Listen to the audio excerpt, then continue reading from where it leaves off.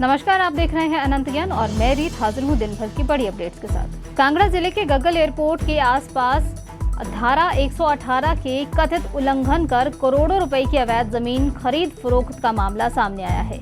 Vigilance की प्रारंभिक जांच में यह खुलासा हुआ है कि आरोपियों ने तत्कालीन राजस्व अधिकारियों की मिली भगत से फर्जी कृषक प्रमाण पत्र बनाकर अपने परिवार के सदस्यों के नाम पर 100 कनाल से अधिक की कृषि भूमि खरीदी और बाद में उसे बेचकर करोड़ों का मुनाफा कमाया है।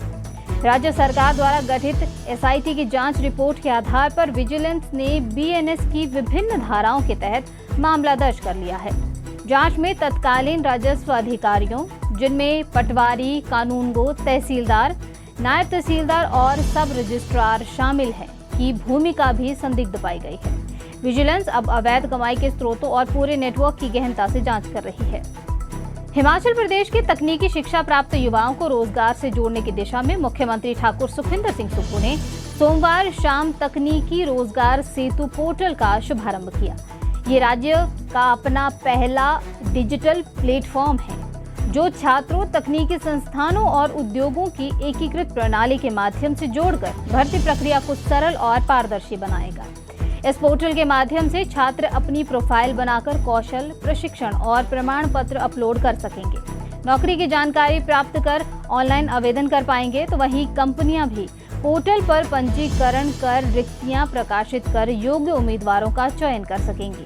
साथ ही मुख्यमंत्री ने ये भी बताया कि पोर्टल से प्रदेश के 164 तकनीकी संस्थान जुड़े हैं, जिनमें से 136 आईटीआई, 18 पॉलिटेक्निकल, 5 इंजीनियरिंग और 5 फार्मेसी कॉलेज शामिल हैं।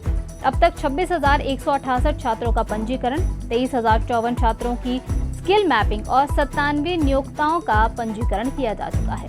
मुख्यमंत्री का कहना है कि ये पहल तकनीकी शिक्षा प्राप्त युवाओं को बेहतर रोजगार के अवसर उपलब्ध करवाने में महत्वपूर्ण भूमिका निभाएगा। हिमाचल प्रदेश में मानसून की भारी बारिश ने कई जिलों में तबाही मचा दी है। कांगड़ा जिला के शाहपुर की बो घाटी के स्पैडा के गड़गून गांव में बादल फटने से आई अचानक बाढ़ और मलबे के रेत बहाव में 6 मकान पूरी तरह से बह गए हैं।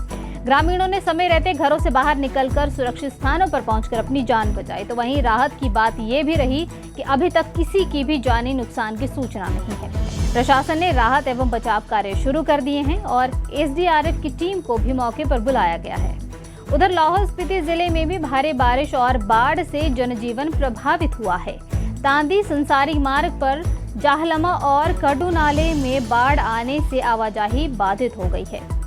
जाहलमा नाले में भी आई बाढ़ से अस्थायी पुल बह गया है, जिसके बाद बीआरओ ने लोहे की प्लेट डालकर पैदल आवाजाही बहाल की है। कई लोग और वाहन घंटों तक फंसे रहे, जबकि खंगसर गांव में बाढ़ का पानी खेतों में घुस गया। वहीं चंबा जिले में भी बारिश के कारण कई सड़कें बंद है। बांगी घाटी की उड़ीन गांव में बादल फटने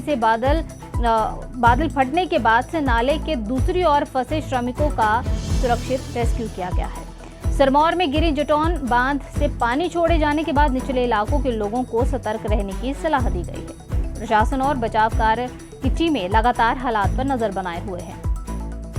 दृष्टिबाधित लोगों के लिए अब दुनिया को समझना पहले से कहीं अधिक आसान हो गया है। इसकी वजह बना है एनआईटी हमीरपुर के पूर्व छात्र और जयपुर के युवा उद्यमी ऋषभ का विकसित किया गया एआई आधारित स्मार्ट ग्लास और टॉकिंग स्टिक। ये उपकरण दृष्टिबाधित व्यक्तियों को सामने मौजूद लोगों, वस्तुओं, ट्रैफिक रास्तों और आसपास के माहौल की जानकारी की आवाज के माध्यम से देता है। ये रंग और आकार और रुपए की सटीक जानकारी यूजर को रियल टाइम में देता है। किताबें पढ़ने से लेकर सुरक्षित तरीके से चलने तक ये तकनीक उन्हें आत्मनिर्भर बनाने में मदद कर रही है। विदेशी उपकरण जहां 50,000 रुपए से अधिक की कीमत के हैं, तो वहीं ये भारतीय तकनीक आधारित स्मार्ट ग्लास और स्टिक करीब 16,000 रुपए में उपलब्ध है।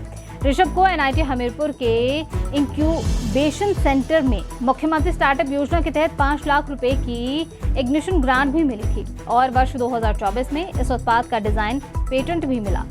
अब तक 700 से अधिक डिवाइस भारत में दृष्टिबाधित लोगों तक पहुंच चुके हैं, जबकि 100 डिवाइस के यूके निर्यात किए जा चुके हैं। अमेरिका, कनाडा और दुबई सहित कई देशों में भी इसकी मांग मिल रही है। हिमाचल प्रदेश की सुक्खू सरकार ने किसानों, बागवानों और कामगारों को राहत देने के लिए कृषि ऋण ब्याज अनुदान योजना लागू की है। योजना के तहत हिमाचल प्रदेश राज्य सहकारी कृषि एवं ग्रामीण विकास बैंक से 3 लाख रुपए तक का दीर्घकालीन कृषि ऋण लेने वाले पात्र लाभार्थियों के 31 मार्च 2025 तक के बकाया ब्याज का 50% राज्य सरकार वहन करेगी। योजना का उद्देश्य ऋण के कारण नीलामी की कगार पर पहुंचे किसानों की जमीन को बचाना है।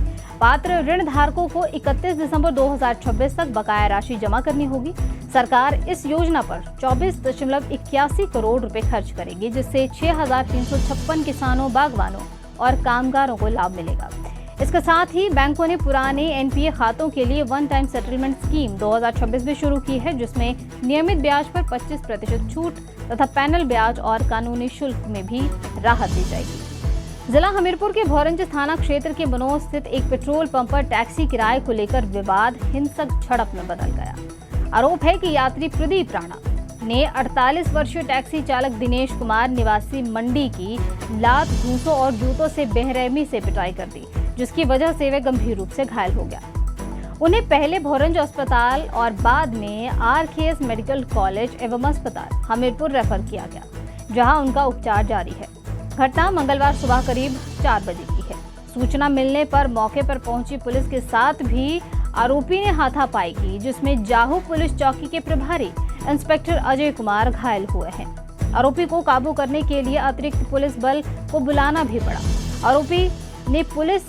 पुलिस ने आरोपी के खिलाफ बीएनएस की विभिन्न धाराओं के तहत मामला दर्ज कर जांच भी शुरू कर दी है। तो वहीं एसपी बलबीर सिंह ने मामले की पुष्टि करते हुए कहा है कि जांच के आधार पर आगे की कानूनी कार्रवाई जारी की जाएगी।